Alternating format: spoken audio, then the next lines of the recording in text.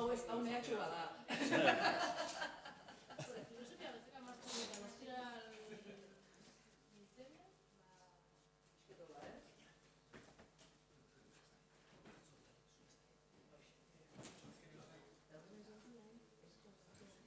Ruedo.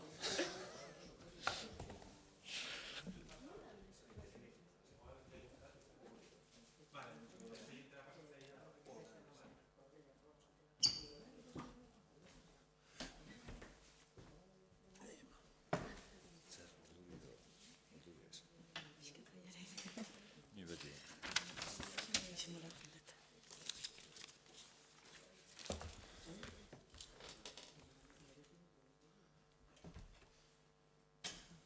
Nola da? Ja, ustez.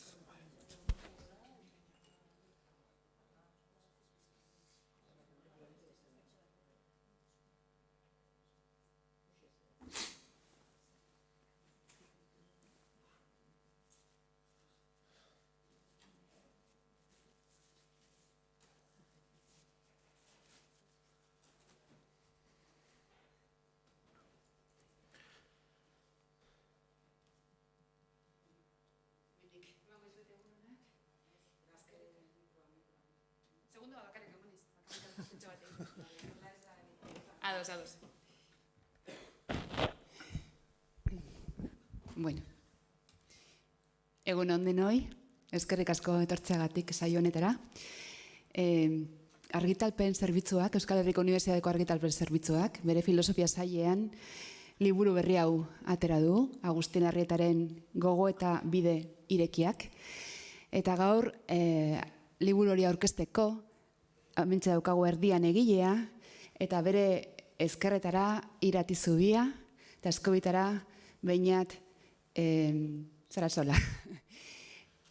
Biak ere filosofian ikasiak, eta biak ere egileak lantzen dituen gaiekin gogo eta ere irekiak egin dituztenak. Beraz, konpainia honean, liburu sakon hau hiruren artean aztertzeko, usten zaituztez, da eskerrik asko etortzeagatik. Bueno, hasiko gara.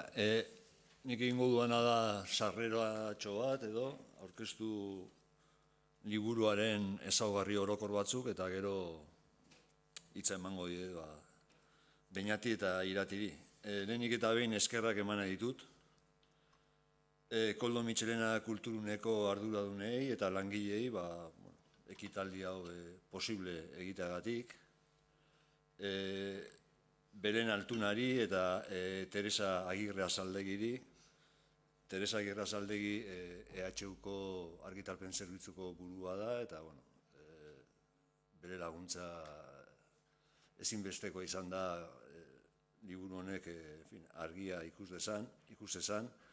Eta Belen Altuna da zerbitzuaren barruan filosofia atalaren arduraduna esan daiteke, edo filosofia bildumaren arduraduna.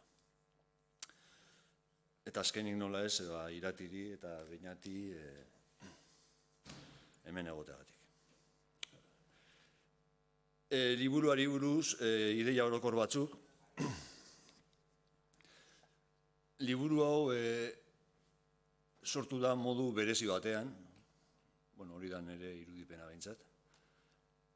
Esan daiteke detektatu nituela eta gehienetan ikasleen ahotik hauzi batzuk hor bolo-bolo zebiltzanak, eta ez bakarrik gelan, baizik eta neurri batean gizartean bertan ere, eta nire inpresioa zen hauzi interesgarri eta mamitxo joen inguruan gutxitan entzuten zala eta entzuten dela filosofiaren ahotsa. Eta nire irudipenean filosofiak badu zeresana hauzi horien inguruan. Orduan erabaki nuen hauzi horiei aurre egitea, banan, modu nahiko independentean, nahiz eta nire, esan dezagun, ikerketa eremutik kanpo egon hauzi horiek, baina erabaki nuen aurre egitea, eta banan jorratzen hasi nintzen, eta hauzi bakoitzak egin du bide bat, izan du garapen bat, izan du historia bat, nahiko bide independenteak izan dira, eta esan daiteke erabaki nuenean horiek danak zaku batean sartzea, hasi nintzela zubiak lantzen, konexioak ikusten, eta hori niretzat berri ederra izan zen. Nolabait bukaera aldera somatu nun hor bazegoela alako sare bat, kontzeptuen, tresnen, hauzien sare bat, zenbait puntutan agian hau xamarra, beste puntutan trinkoago, sendoago, baina sare hori sumatzeak ematen dit aukera etorkizunean heldutoki bat izateko eta aurrera egiteko auzi hauek jorratzen.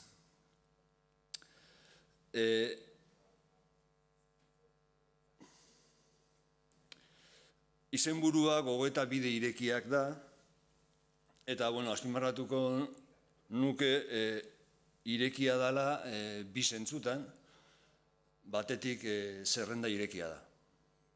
Hemen gai batzuk sartu dira, beste batzuk geratu dira kanpoan, ja nahiko garatutan euskanak, baina,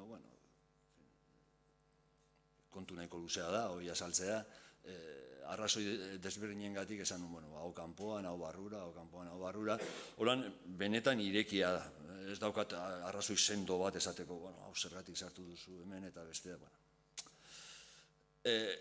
Irekia zentzu horretan. Eta irekia batez ere garapenari dagokionez.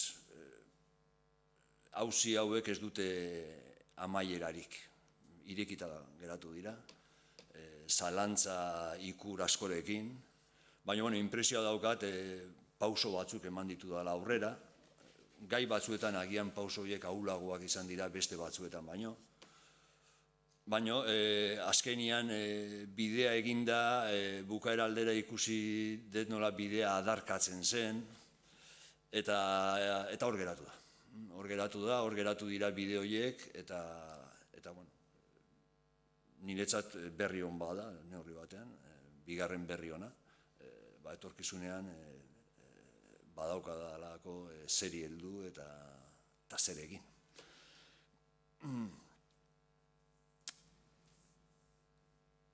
Egiturari dagokionez,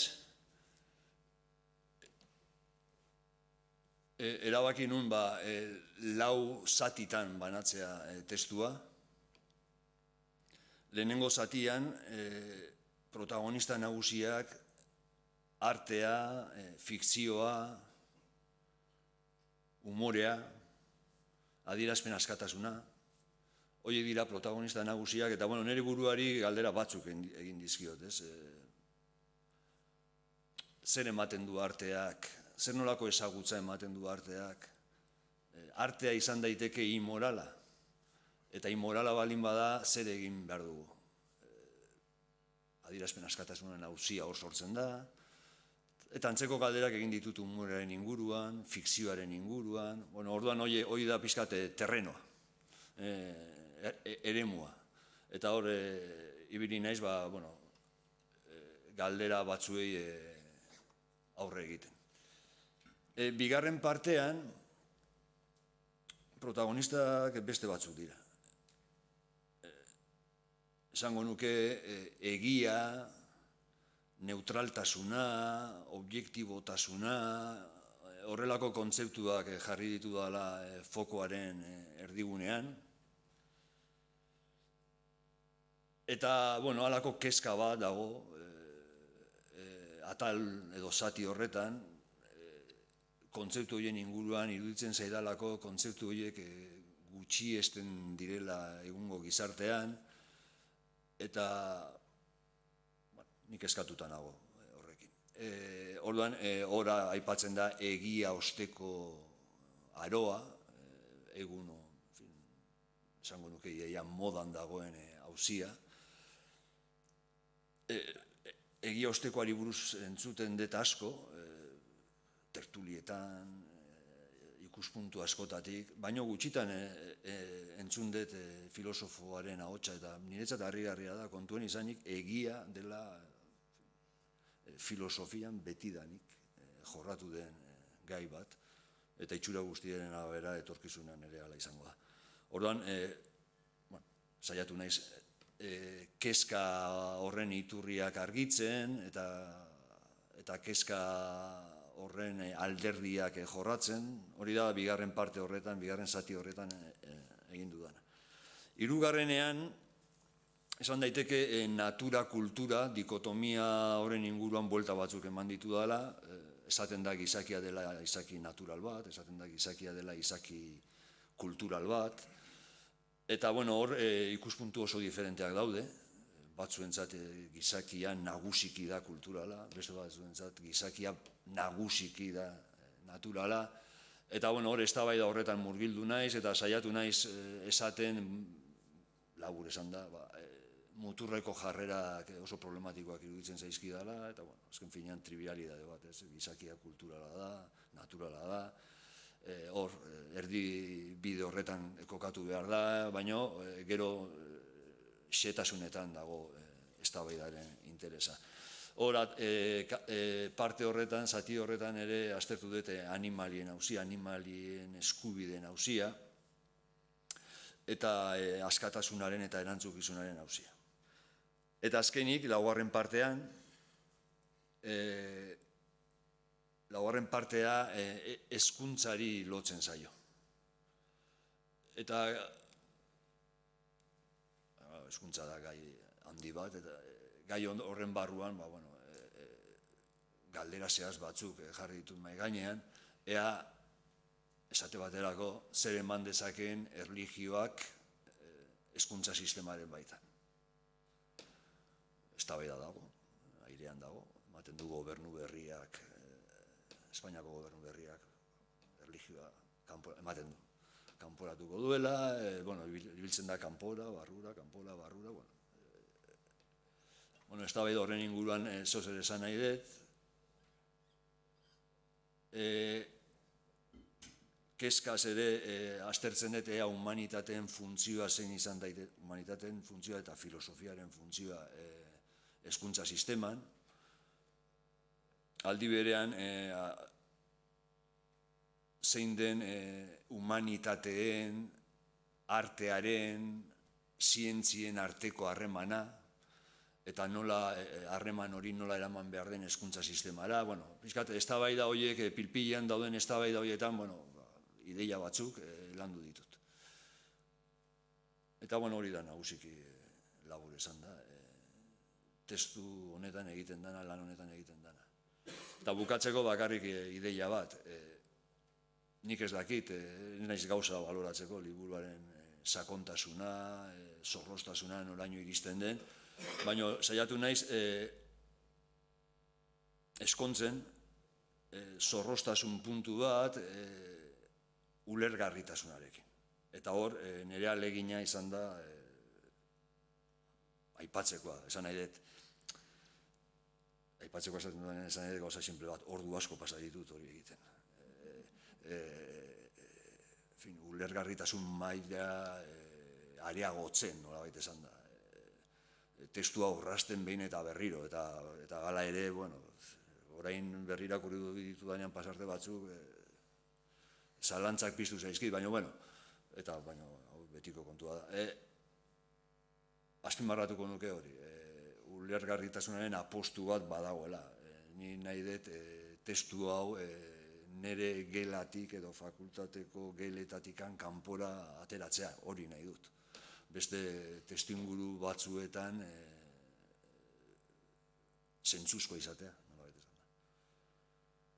Eta hori nire aldetik, orain Beñati emango diotitza. Eskerrik asko Agus, gonbitagatik. Nik ere laburki hitz egingo dut, zalantzak izan ditu nola hitz egin, liburu honen inguruan, baina hitz egingo dut, liburu guzti irakurrita hartu dituan inpresio orokor batzuen inguruan. Uste bat, Agustinek aipatu du, lau zatitan banatua dagoela, gutxi asko lau zati bakoitza gai nagusi baten inguruan da, gutxi gora bera, edo esparru filosofiko baten inguruan. Baina nire nahi zentratuko bakoitzean, gehiago, hitz egingo pixkat estiloaz, Agusek filosofia egiteko duen moduaz, eta iruditzen zaidana liburu hau irakurtzetik, eta aurretik ezagutzen nuen noski. Azteko esango nuke, askotan saiakera liburu bat, edo filosofiako liburu bat, edo pentsamenduaren inguruko liburu bat hartzen dugunean, lehenengo gauza burura etortzen zaiguna da, edo gustatzen zaigunean da, ados nago honekin, edo oso ados nago tesi hauekin, eta beraz hasten gera askotan gomendatzen, ez? Demagun ezagizei gairekin, justo erdigunean du, ez? Eta liburu honekin, nire kasuan, euneko oso portzentaje altuan ados nago hemen defenditzen dien tesiekin, baina impresio izan dut hori iaia irrelevantea dela liburu honekiko. Oda, liburu honen gozamena ez dagoela hainbeste horretan, baizik eta tesietara iristeko Agustinek egiten duen bidean, ez? Eta nik uste hori dela liburu honen alderdi nabarmenetako bat. Horrek zerikusia dauka, lehen aipatu du, eta sarrean aipatzen du, filosofia egiteko duen estiloarekin, eta uste gainera oso pertinentea dela gaur egungo mundu honetan, ez? Hainbeste gai azaltzen direnak bai medioetan, eta Agusek esan duen bezala, filosofoaren edo filosofiaren ahotsa askotan ez dugu sumatzen hor, ez? Eta nik zerrendatu ditutola gaiak sotean, hemen lantzen diren gaiak, fikzioa ez fikzioa, arte inmoralaren auzia, gogoratu zenbat auzi dauden, letra imoralak direla eta, ipui edo novela imoralak direla eta horren inguruan dauden proposamen asko, umorea dela eta baita ere, hemen aipatzen da Charlie Hebdoren kasua, zentsuraren kontua, egun hauetako kontua da, ez? Espainiako gobernuak, gobernu berriak nahi duela frankismoaren gorozarraren kontrako neurriak hartu, eguneroko gai pila bat azaltzen dira hemen, zientziaren neutraltasuna, hau agian esplizitoki ez da asko azaltzen horrela izen horrekin medioetan, baina eztabaida askoren sakonean kontu haue daude, ez? Animalien eskubideak nola ez, eta erlijioa adibidez, erlijioa eta hezkuntzaren arteko, ez? Orduan dira eguneroko gaiak. Askotan agian filosofiako liburu bat hartzen dugu, eta igual filosofian aritzen ez denari iruditzen zaio, alako beldur moduko basartzen zaio, baina kasu honetan uste gaiak horrela hain konkretuak izan da, oso egunerokoak direla, ez? Eta, gero badu iaia nik uste nahi gabe, liburu honek alderdi provokatibo bat iaia, ez? Zanet, egiaz aritzen da, objetibotasunaz, gaur egun hitz hauek iaia planteatzea ere provokatiboa dira, esango nuke, edo, nik pasarte batzuk irakorrita, gaur egungo kontestuan, iruditzen zitzaizkidan zirela pasarteak, oso ausartak alde horretatik. Eta badakit ez da inola bilatua, segurazki, ez?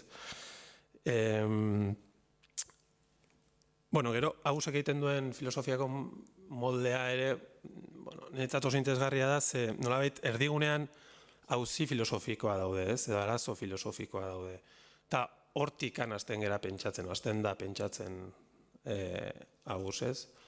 Lehen zerrendatu dituen gaia horietakoa dira, horietako batzuk dira, ez da goratzen naiz, urte batzu badira, bere eskoleta joaten nintzela, 15 urte baino gehiago, eta berak inoiz klasean aipatzen zuen Karl Popperren uste aipu bat, esaten zuela Popperrek esaten du, teoria batek balio baldin badu tesi bat eta kontrakoa azaltzeko, teoria hori ez dela baliagarria, ez? Eta nik hori sumatzen dut askotan, ez? Aipu horrekin gogoratu nahiz irakurtzerakoan, ze nolabait agintzen duena ez da teoriak, agintzen duena da auzi filosofikoak. Eta auzi filosofikotik hasten gara pentsatzen nolabait, ez? Horrek ez du esan nahi, estilo komun moduko bat ere usaintzen ez denik, ez? Nik uste dut, hemen azaltzen dira, eta horreko bere liburutako batzuetan ere azaltzen diren kontzeptu batzuk klabeak dira beregan, ez? Zentzu komunarena, beste kontzeptu bat, segurazki ere lehen objetibotasuna eta bezala gaur egun zentzu komuna hitz egitea, segun ze esparrutan iaia problematikoa da. Baina badago halako hurbilpen bat, ez lehen aipatu du, muturreko jarreren artean halako erdigune egoki bat, ez oso jarrera aristotelikoa, erdigune egoki bat bilatu nahia, ez? Baina, erdigunea esaten dugunean, eski erdigunea infinitu izan daiteke. Eta horren interesgarriena da, erdigune horretan nola xehetzen den gaia edo tesi hori, ez? Bestetik gero, hitzen inguruan egiten duen lanketa, ez? Hitzak zorrozten ditu, bere arazoak planteatzen ditu, eta hori ere, oso gustagarria da, badago zati bat pentsamendua eta hitzaren arteko harremanaz diharduela, eta neurri batean hemen ere badago pentsamendua eta hizkuntzaren arteko etengabeko tensio bat, ez? Eta hori hitzak ahalik eta gehien zorroztearena, ez? Askotan eztabaida publikoan eta hitzak erabiltzen dira oso modu banalean, eta hemen aurkitzen da zorroztasun hori, eta nik uste oso eskertzekoa dela. Zein da problema askotan? Lehen esan dudan, agian norbeti liburu hau irakurri dezake eta gero gelitzen da tesiekin, ez? Eta nik uste liburu hau ez dela tesiekin erabat gelitzekoa, baizik eta bide hori, ez? Da interesgarriena. Honekin lotuta baita ere, sumatzen den jarrera irekia, ez? Eztabaidarako jarrera irekia.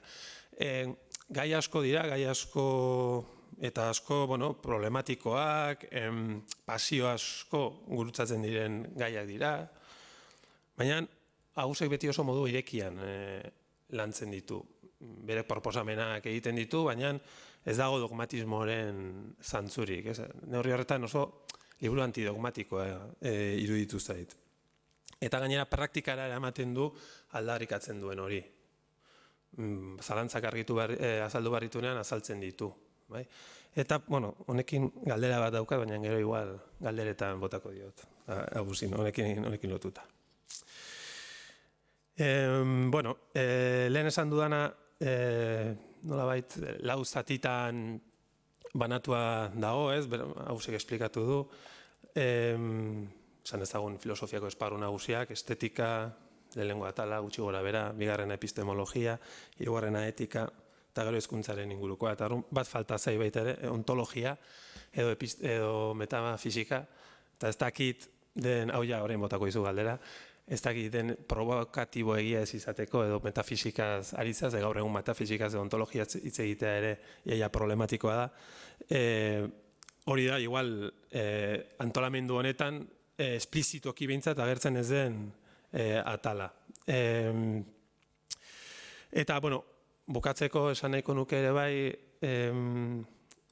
interesgarria da, hainbeste esparru horietan lan egiten duela Agusek, eta ni gaur egun gehiago kokatu nago estetikaren esparruan, eta oso gustagarria izan da beste auzi filosofikoetan barneratzea baita ere.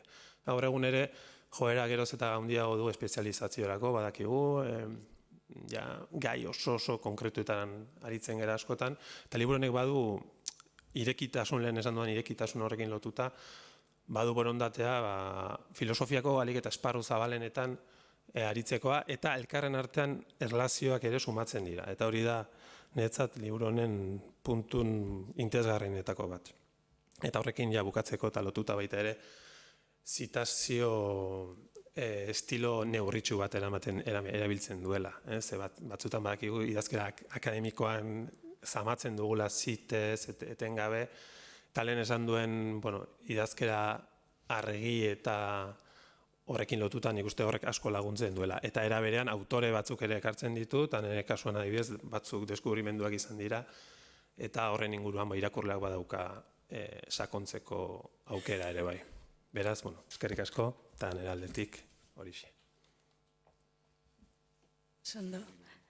Eskerrik asko, egunon, eskerrik asko gonbidapenagatik eta Beñat zure ekarpenagatik. Nik ere liburu honetaz hitz egiteko Beñaten antzeko bide bat erabaki dut. Nekelako argi ez nuela edukietan sartu nahi, gehiagizko iruditzen zitzaidalako eta behar badago etzelako tokia. Orduan beste elementu bat bilatu dut, liburu honen ezaugarri nagusi bat agerian uzteko. Lehenengo deskribapen batean uste dut nahiko argi dagoela liburu hau gaurkotasun handiko gaien inguruan dabilen liburu bat dela. Izenburutik hasita ikus daiteken gauza bat da hori. Hemen egileak, bolo-bolo dauden hainbat gaien inguruan hitz egiten du, han eta hemen aurkitzen ditugun eztabaietara hurbiltzen gaitu, eta igual ainagerikoak ez diren, baina egunerokotasunan presente dauden beste eztabaida batzuk ere azaleratzen ditu. Eta noski, hurbilpen hori, bidaiatxo hori egiten du filosofiaren begiradatik. Hala ere ez dut uste liburu hau filosofiarako sarrera baten moduan ulertu behar denik, zeren ez da besterik gabe auzien aurkezpen deskriptibo bat edo historiko bat, ematen ditu herramientak, gai hoien inguruan interesa duen edonorentzat interesgarriak eta erabilgarriak direnak, eta zentzu hortan badauka ezaugarri pedagogiko txiki bat, baina badauka beste zerbait liburu filosofiarako sarrera batetik bereizten duena. Eta hori da bertan dagoen posizionamendua. Liburuan badaude apostu batzuk eta apostu hien inguruan hitz egingo dut eta horiek izango dira liburu honetaz hitz egin, edukietaz hitz egin gabe hau ezaugarritzeko baliatuko dudan elementua. Hemen autorea bustitzen da eta esango dizuet nire ustez zergatik. Hemen ikusten dudan apostuan ikuste dut bi mailatakoa dela. Batetik, auzi konkretu batzuen, maila batean auzi konkretu batzuen inguruan posizionatzen da autorea. Batetik, erakusten digu gai batzuk importanteak direla, eta merezi dutela filosofiatik trataera bat, eta hor ja, badago nik uste dut posizionamendu txiki bat. Eta gainera, erakusten digu, auzien trataera zenbait trataeretan egon direla arazoak, eta horiek konpontzeko alegintxo bat ere badago. Batzuetan alegina edo posizionamendua gelditzen da gogoeta bide egoki bat irudikatzean edo iradokitzean. Erakusten digu gauzi batzua jorratzeko bide posible edo egoki bat zein izan daiteken, eta hor gelditzen da. Horreta badago apostu bat nire ustez, eta beste batzuetan gainera esplizitoagoa da, zenbait gaien kasuan. Hala ere, bigarren maila batean badago beste apostu bat, ez dela zehazki auzi konkretu batzuei dagokiena, eta gehiago da nik uste dut, hemen nagusiek filosofia egiteko modu baten alde egiten duela. Honek zer ikusi handia dauka Peñatek orain aurkeztu dizuenarekin, zeren ikuste dut liburu osoa dela filosofia egiteko modu baten eredu bat. Da ariketa filosofiko bat, pikolriko ariketa bat, baina azken finean hemen praktikatzen den filosofia erakusten du eta horren alde egiten du. Ematen ditu arrazoiak erakusteko hemen egiten den trataera filosofikoa egokia izan daitekela beste batzuk baina. Eta horien filosofia horren ezaugarri batzuk aurkeztuko dizkizuet. Hasteko uste dut dela gizarteratzen den filosofia bat dela. Oraindik nire inguruan ikusten dut oso presente dagoela filosofoaren irudi bakartia. Ematen du batzuetan filosofoa irudikatu behar degula lurzurutikan aparte dagoen norbait bestela, eta filosofiare dagozkion gaiak ez direla bat ere mundutiarrak. Eta bestetan esaten da filosofoak ez duela zertan jeitsi mundu honetara. Batetik ez direlako bere auztiak, badaude beste disiplina batzuk munduan gertatzen diren gauzetaz arduratuko direnak, eta bestetik jeitsiko balitzare batzuek uste dute ez lukela ekarpen handirik edo soluzio handirik egingo. Hemen badago ideia honen atzean, filosofiak ondorio praktikoei buruz daukan propaganda ezkorra, eta liburuan zer esaten da horretaz, eta existitzen balin bada ere, halako filosofia eta gu geuk badaukagu ere horretara jotzeko joera batzuetan, hori ez da hemen aurkitzen dena. Filosofia mota hori, norbaitek filosofia mota hori bilatu nahi balin badu, ez da liburu egokia. Zeren hemen egiten den ariketa filosofikoa esan bezala oso gertu dago gizartetik, eta hori ikusi da esan dedan bezala hasteko gai aukeraketan. Hemen aurkitzen diren gaiak, arkibidea edo norkarduko balu, seguruenik etxaizkio arrotzak egingo bertan aurkitzen diren elementu asko eta asko. Humorea, hezkuntza, propaganda, gezurra, denok ulertzen ditugun terminoak dira, eta ni honea etorri baino lehen kafe hartzen ari nintzenean, kafetegian bertan zentsuraren inguruan ari ziren hizketan. Eta gero, badaude beste gai batzuk, egunerokotasunetik kanpo irudikatzen ditugunak, izan daiteke adibidez balioen gaineko eztabaida batzuk, edo egiaren gaia bera. Batzutan iruditzen zaigu egunerokotasunean ez dutela tokirik, baina hemen egia arduratzen da gai horiek egunerokotasunean duten presentzia azpimarratzeaz. Gainera, behin baino gehiagotan irakurri diot Agusi liburu honetan egunerokotasunari begirunez begiratu nahi diola. Errespetua diola. Eta horrekin ikustu dut egin nahi duena da ez dituela gai horiek egunerokotasunan duten garrantzia eta esanahia eta zentzua ez duela zentzu eratatikan aldendu nahi. Errespetatu nahi du gai batzuk importantea direla gure bizitzan, errespetatu nahi du batzuetan funtzio bat daukatela eta zentzu bat ematen diegula, eta saiatzen da zentzu hori errespetatzen dela bait. Naiz eta gero, erremienta filosofikoekin zentzu horiek findu eta zorroztu, eta gara. Izan ere, egia, balioak, askatasuna, eguneroko hiztegian presente baldin badaudere, askotan testu filosofikoetan horien inguruan hitz egiten denean, ematen du bestelako gauza batzutaz hitz egiten degula. Eta ez baldin bada errespetatzen egunerokotasunean terminoiek duten zentzua, batzuetan erori gaitezke terminoiek berak desitxuratzean. Agusek aipatu duraintxe zer edo zer, hori pasatzen dela batzuetan egiarekin. Eta hori gertatzen denean, filosofok sartzen gera hainbat lokatzetan. Horietakoa da, batzutan ez dugula deskribatzen, aztertzen, kritikatzen edo ez diogula goraztarra egiten, berez aztertu nahi dugun gaiari, beste zerbaiti, baizik. Hori niri Agusek erakutsi zian txorimaloaren estrategia deitzen zaiola, bere ikasgeletan, eta erakusten du hori gertatzen dela gaur egun oso bolo-bolo da den hainbat gaiekin. Adibidez, uste fikzioarekin eta zientziarekin jarduten duen momentuetan ikusten dela, hemen egiten den filosofia motak aldentu nahi duela txorimaloaren estrategiatik. Eta horregatik hartzen da lan handia, beinatek esan den bezala, gai hoien eta termino hoien eta kontzeptu hoien esan nahia argitzen. Behin baino gehiagotan, eztabaidan dagoen auzia edo jorratzen den egiten den lanketa besterik gabe da berezko ezaugarri horien bilaketa. Eta berezko diodanean nik ez dut uste, eta uste dut Agusek ere ez duela osan nahi, gai horien inguruko edo auzi horien inguruko ezaugarriak beti estatikoak direnik edo modu absolutu batean ulertu behar direnik. Baina absolutismotik aldenduta ere posible da ezaugarritze fin bat egitea, eta filosofiak eskaintzen ditu erramientak hori egiteko, eta hemen ikusten dudan filosofia estiloak hori egin nahi du. Eta ematen dira arrazoiak hori egitea zergaitik den importantea justifikatzeko. Gainera, egunerokotasunari, pixka bat erredondantea ematen dut, baina egunerokotasunari dion begirune horrek badauka beste arrazoi importante bat, eta da gai horiek, hemen jorratzen diren gai hauek eta hemen jorratzen diren zenbait kontzeptu oso garrantzitsuak direla gure bizitzan. Adibidez, egiaren gaia lantzen duenean hori oso garbi ikusten da.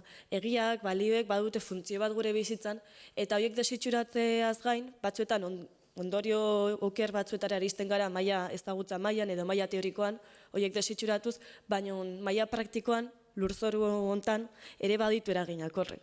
Izan ere, balio gabetza gertatzen dira, gutxiespena gertatzen dira, mespretsua gertatzen dira, eta horrek badauzkain bat ondorio kaltegarri, kezkagarri, eta ez ditut hemen azaleratuko, baina liburuan aurkitu daitezke. Eta azkenik, iruditzen zait, egunerokotasuna errespetatu eztean, eta gehiagiko abstrakzio horietan erortzean, askotan muturreko jarreretara jotzeko tentaldia erori daitekela. Eta egileak Agusek ez ditu gustuko muturreko jarrerak. Beinatek deskribatu du erdibideko posizio hori, eta hori dago presente hemen. Eta uste dut, muturreko jarrerak saiesteko arrazoietako bat dela, hain zuzen ere, Agusek egunerokotasunaren fenomenologia errespetatzen duela lurzoru hau. Eta finean ez dut uste hemen aurkizten diren posizionamenduak edo aurkizten den filosofia egiteko modua urrun dagoenik edo kontra dagoenik bere egunerokotasunean eta gure egunerokotasunean hartzen diren jarreretatik. Hau egin eztean filosofo askok unibertsitatean, akademian gauza bat esan eta egunerokotasunan beste bat egin dezakete. Eta uste dut filosofia egiteko modu hau, hemen aldarrikatzen den modu hau ez dijoala bide hortatik. Eta amaitzeko, uste dut argi utzi behar dudala, filosofia egiteko modu bat egunerokotasunetik gertu egon daitekela, baina azken finean filosofia izaten jarraitzen duela. Egunerokotasunera hurbiltzea ez da banalizatze ariketa bat, ez da sinpletasunean erortzea edo tribalidadetan erortzea, zeren egunerokotasunean gai asko dago, kezkagarria diren gai asko daude eta gai horiek importantea dira. Eta hortaz, trataera serio tratatu behar dira. Eta uste dut, hemen egiten dena postua dela, horiek serio tratatzeko, merezi duten tratamendua eskaintzeko filosofia izan daitekela bide egoki bat. Horregatik, naiz eta gai ezagunak izan, hemen badago lanketa geldo bat, patxadaz egin den joste ariketa bat, kontzeptuak argituz, tartea eskainiz, korapilatzen diren kontzeptuak elkar josiz, argudioak irekiz, ondorio teoriko naiz praktikoia erreparatuz, Eta hortaz eskaini zaie egunerokotasunan presente dauden gai horiei behar duten denbora. Eta herramienta bat, filosofia izan daitekena eta filosofia egiteko modu zehatz bat, hemen aldarrikatzen dena. Eta hortan dihardu nik uste liburuak, eta batzuetan gainera lortu egiten du. Eta hoxe.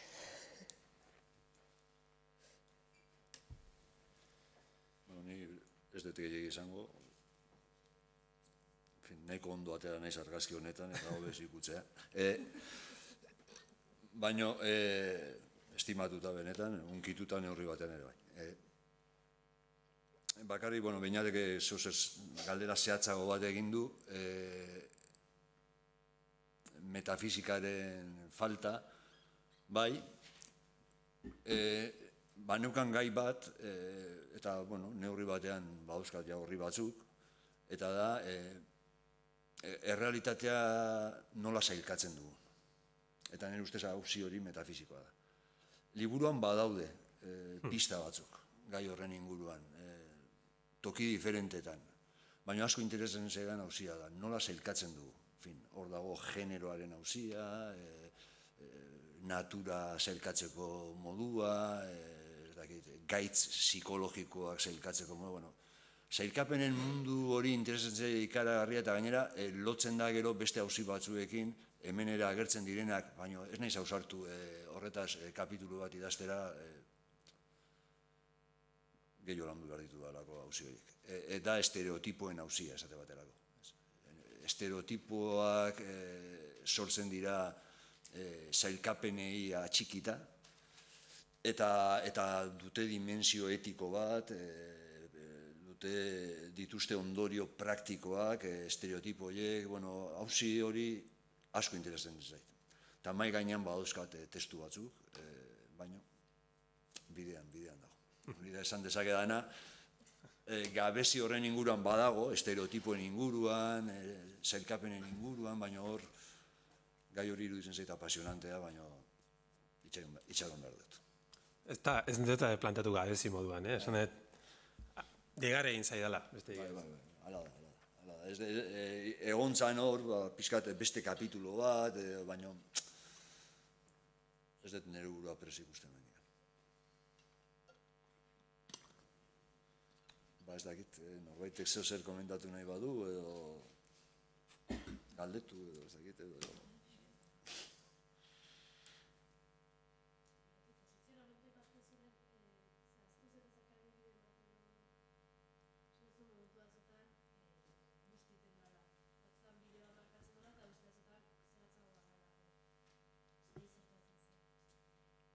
Adibidez, nik uste dut, bide batzuk aurkezten ditu kapitulo gehienetan, baina azkeneko kapituloan hezkuntzaren inguruan dihardunean uste dut baditula ideako estante garbi, eta adibidez, erlijioaren papera aipatzen dunean, nik uste dut hor bidea zabaltzen duela, baina adibidez, ematen du amaierako puntu bat, nahiko ondo eta modu sendo batean, bere ikuspegi, spoilerra egingo dut igual, baina...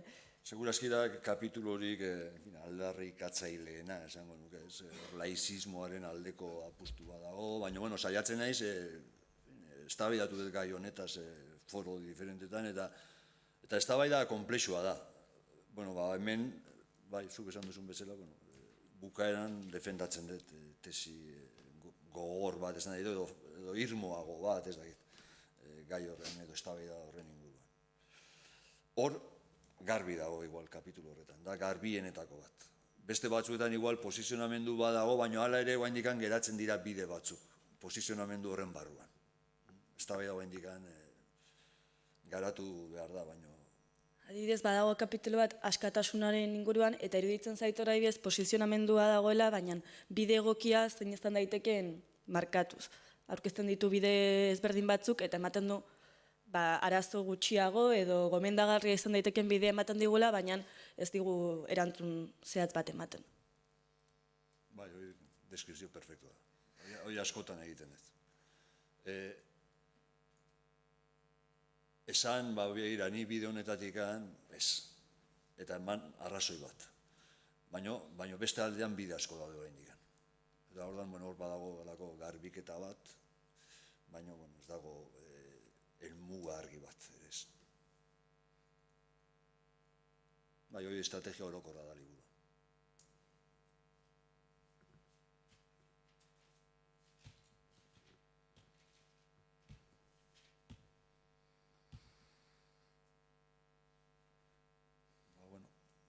Balin badago besterik, eskerrik asko, benetan etortzeagatik eta...